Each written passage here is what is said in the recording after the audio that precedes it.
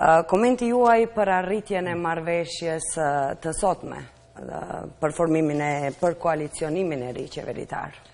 Marrëveshja për formimin e shumicës parlamentare BDI dhe VMRO është rezultat i zgjedhjeve të 27 prillit. Do me thonë, nuk është ky koalicion i partneriteteve strategjike, i vullnetit mirë ose ideologjive të përbashkëta, thjesht është koalicioni imponuar nga rezultatet e 27 prillit, por ajo çfarë është me rëndësi se u rikonfirmua edhe një herë përpjekja jonë dhe lufta jonë se asnjë institucion në Maqedoni nuk mund të jetë legjitim nëse nuk ka si burim legitimitetin nga dy komunitetet kryesore, atë maqedonase dhe shqiptare. Ju e dini se çfarë përpjekje gjatë gjithë fushatës, por edhe pas zgjedhjeve u bë nga Partia Demokratike Shqiptare për të minuar këtë parim për të cilin u soll edhe marrëveshja e Ohrit, për t'i treguar shqiptarët se nuk janë popull konstitutiv, po ata janë një komunitet i paorganizuar dhe mandatari është ai i cili duhet përcakton se cilin parti të preferuar do ta merr në qeveri. Sot u rikonfirmua edhe një herë një parim i rëndësishëm, por ajo çfarë do të ndodh për herë të parë se edhe në formë të shkruar, nëse shihni komunikatën sot përbashkët ndërmjet VMRO-s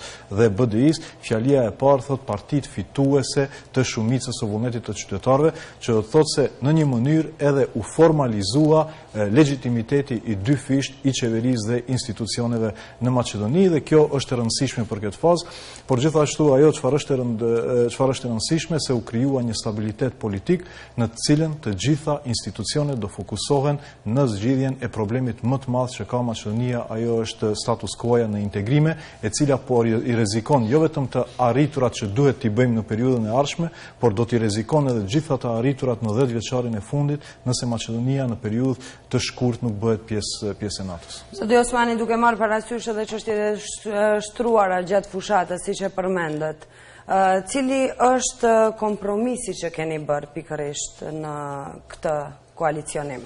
Shifni, gjithmonë marrëveshjet në princip janë kompromis.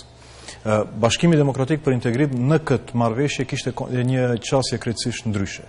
Ne vlerësuam se ju e dini se zgjedhjet e parakohshme u inicua nga Bashkimi Demokratik për Integrim pikërisht për të krijuar hapësirë për deblokimin e procesit të integrimeve.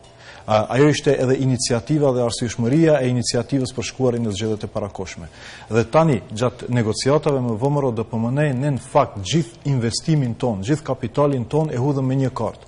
Ajo është zgjidhja ose integrimi në NATO.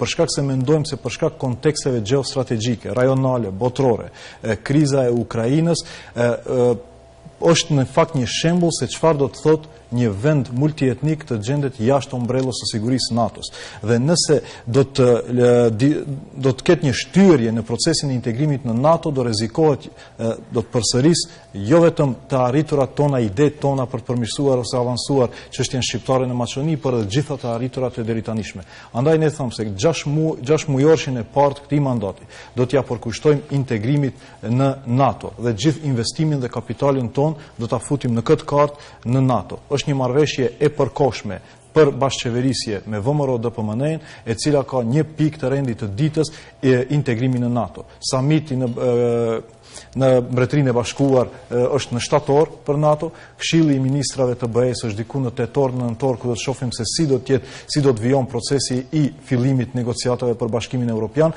Këto janë dy pika të cilët janë një kusht pa cilin nuk mundet për zhvillimin e Maqedonisë dhe sigurinë dhe të ardhmen e qytetarëve të saj.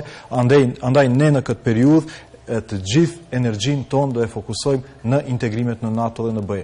Ashtu siç theksohet në komunikat, nëse pas kësaj periudhe nuk do të realizohet ky qëllim i yni, atëherë Bashkimi Demokratik për Integrim do të rishqyrton pozicionin e vet brenda këtij koalicioni, për shkak se do të përfundon në një mënyrë edhe marrëveshja e cila është e harmonizuar sot për një bashkëqeverisje tematike.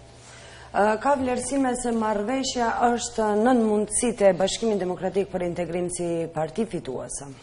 Shifni, ne para elektoratit kemi dalë me një platformë të gjerë, me një platformë të detajuar, me 1081 projekte, me çështje të avancimit të drejtave kombëtare, simboleve shtetërore, gjuhës e kështu me radhë.